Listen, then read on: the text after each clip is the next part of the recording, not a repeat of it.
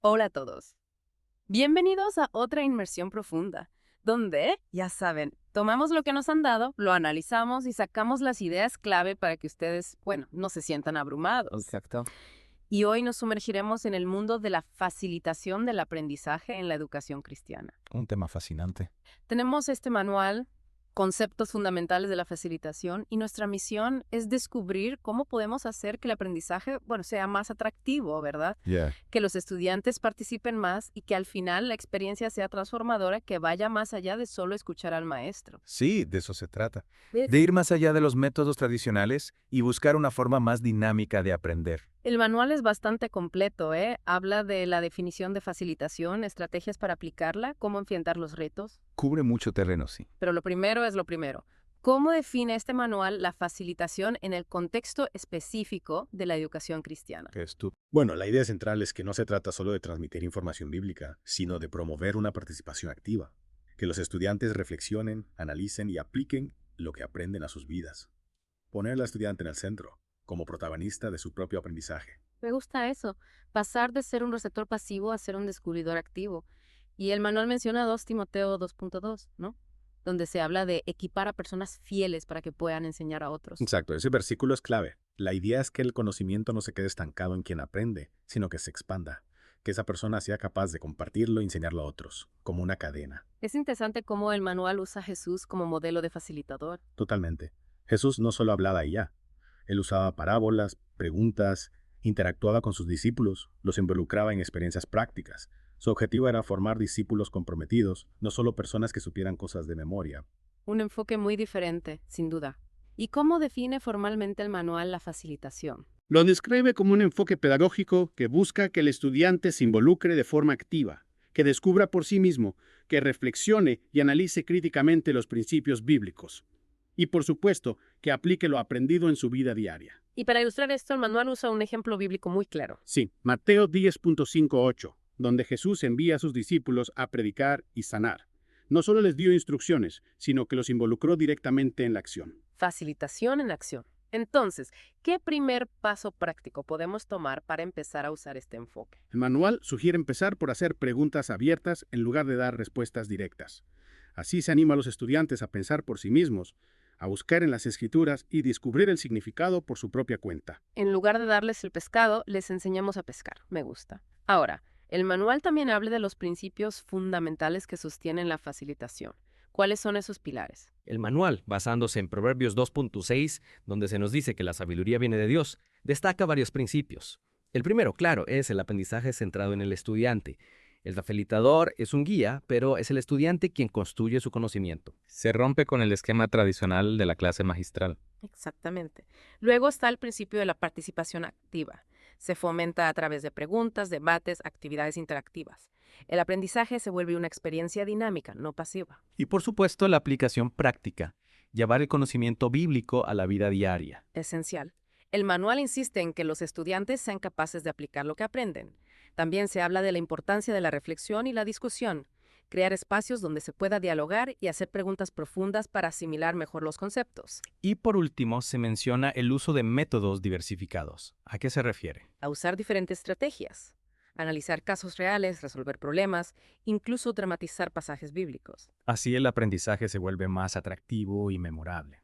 Y en las escrituras vemos a Jesús aplicando estos principios. Sí, de hecho, el manual vuelve a Mateo 13.10-17, donde Jesús usa preguntas estratégicas y parábolas.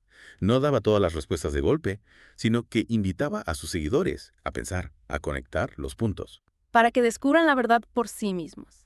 ¿Y qué otras aplicaciones prácticas se sugieren en el manual? Se habla de plantear preguntas que realmente desafíen a los estudiantes, permitir que compartan sus propias interpretaciones de los textos bíblicos y usar ejemplos actuales para ilustrar las verdades eternas de la fe. Ahora, hablemos de los beneficios de la facilitación en la formación de discípulos. ¿Cómo va más allá de la simple transferencia de información? Bueno, aquí entra en juego la transformación.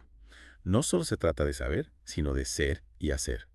Como dice Santiago 1.22, hay que ser hacedores de la palabra, no solo oidores. El manual menciona varios beneficios clave. ¿Cuáles serían? Primero, el desarrollo del pensamiento crítico.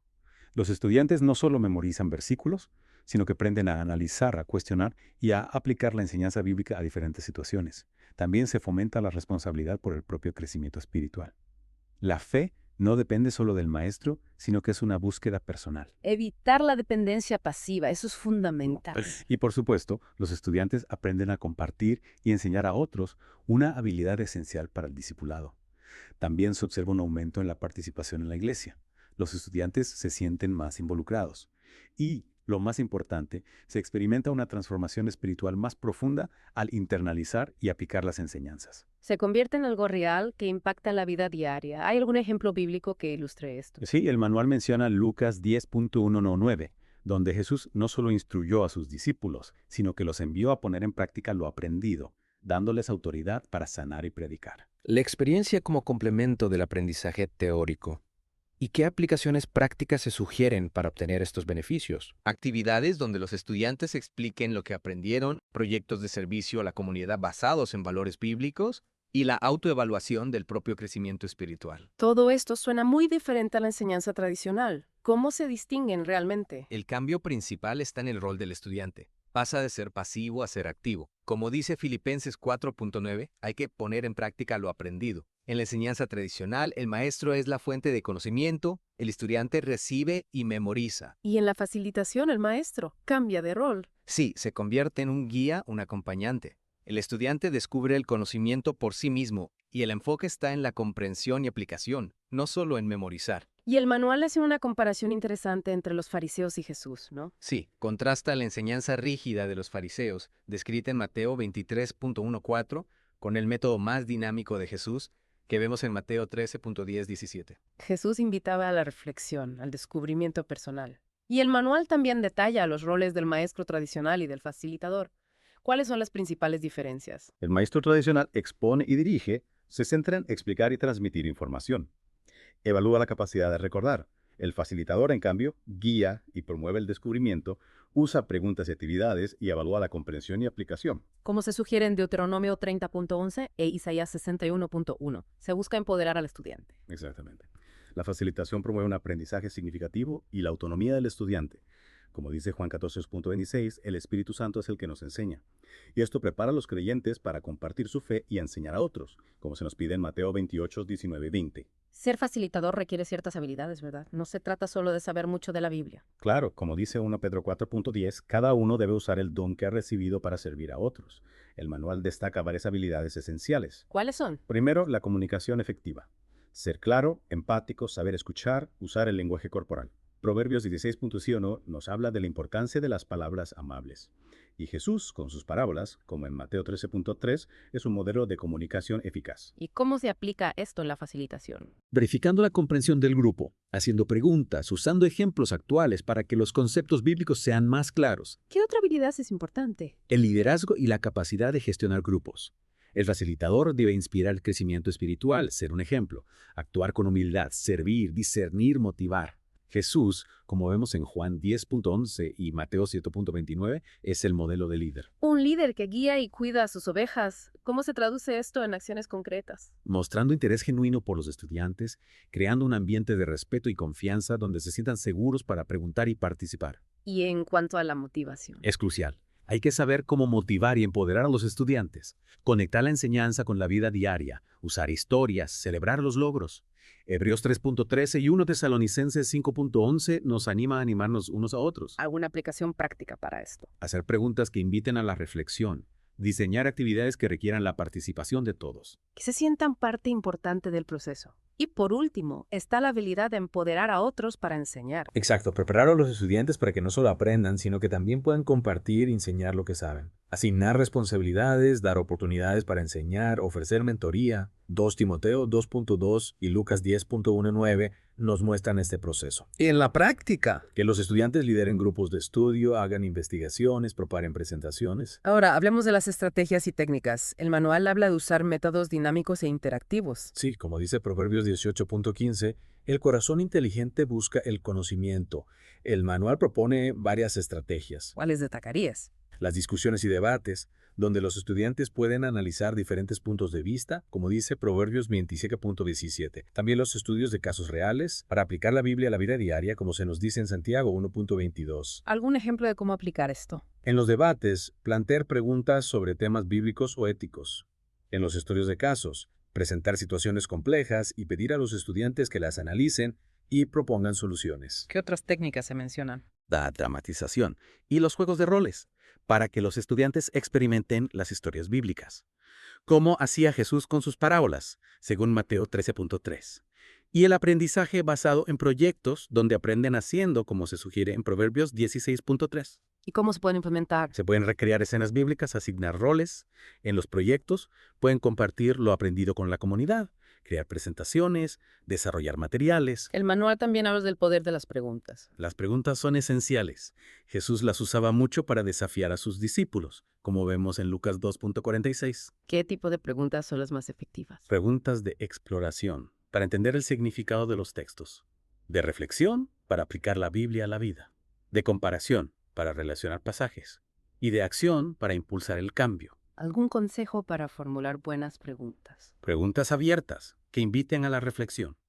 Permitir que los estudiantes también hagan preguntas. Y se menciona la técnica de la pregunta socrática. Sí, como dice 1 Tesalonicenses 5.21, examinarlo todo, retén lo bueno. Se trata de hacer preguntas que guíen al estudiante al descubrimiento de la verdad. Jesús era un maestro en esto, como vemos en Mateo 16.13-15. ¿Cómo se puede aplicar esto? Haciendo preguntas que lleven al descubrimiento, guiando la discusión sin poner ideas, permitiendo que los estudiantes exploren el significado de los textos. Para terminar, hablemos de los desafíos y oportunidades. Implementar la facilitación no siempre es fácil. Como dice Romanos 12.2, no nos conformemos a este mundo. El manual menciona varios desafíos. ¿Cuáles son? La resistencia al cambio, la tradición de modelos más pasivos, como se lamenta en Oseas 4.6, la falta de participación de algunos estudiantes, como se describe en Proverbios 13.4, y los desafíos de la tecnología, como se anticipa en Daniel 12.4. ¿Cómo se pueden superar? Capacitando a los líderes en facilitación, mostrando sus beneficios, introduciendo cambios gradualmente. Para aumentar la participación, usar temas relevantes, actividades interactivas. Para los desafíos tecnológicos, capacitar en el uso de herramientas digitales, como Pablo, que usaba cartas para enseñar, según 2 Corintios 10.9-11. Pero también hay oportunidades. Claro. La formación de facilitadores, como dice 2 Timoteo 2.2, el uso de enfoques multisensoriales, como Salmo 78.2, e incluso Jesús usaba elementos visuales, según Mateo 13.31-33, y la creación de comunidades de aprendizaje, como en Hebreos 10.25 y en Hechos 2.42-47. ¿Cómo podemos aprovechar estas oportunidades? Programas de capacitación, mentoría, integrar arte, música, drama en la enseñanza. Grupos de estudio, mentoría entre estudiantes, plataformas para compartir. Esta inmersión en la facilitación ha sido muy enriquecedora, un enfoque que busca la participación activa y la transformación acertada. Si aplicar estos principios puede llevar a un compromiso más profundo con la Biblia, un mayor crecimiento espiritual y la formación de personas capaces de compartir su fe. Y para ti, que nos escuchas, ¿qué cambio podrías hacer en tu entorno para fomentar una participación más activa y una comprensión más profunda de la Biblia? Piénsalo. Y te invitamos a explorar este manual para profundizar en estos conceptos.